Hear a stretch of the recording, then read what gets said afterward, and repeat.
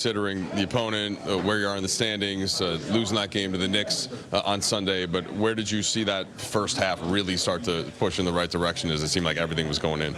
Honestly, I feel like for me, I was a little zoned out. I was just so happy we were playing good basketball. I didn't even realize they hadn't scored yet. So when we went into that timeout and it was 0-14 and guys were still, cheering each other on and telling us to stay hungry, AD was still pushing us to play better and stuff like that. That was definitely good for us.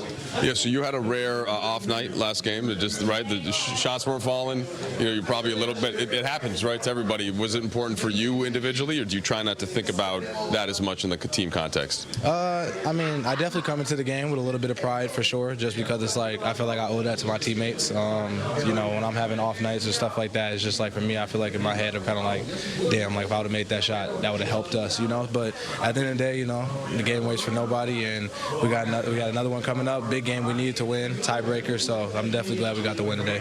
You feel like shooting is contagious when your teammates start hitting them, and does it maybe remove a little bit of the pressure, or does it just kind of the flow of basketball momentum? Do you believe in that? I definitely think there's a good momentum going on, especially today. Everybody was shooting it, but I definitely think your shot is more what you work on and just to get in that consistency. So. Second half, we know New Orleans was going to make a push probably at some point. You guys obviously could have played a lot better than you did, but what is that balance there of knowing you're up big, still trying to push, and then just knowing how the NBA works?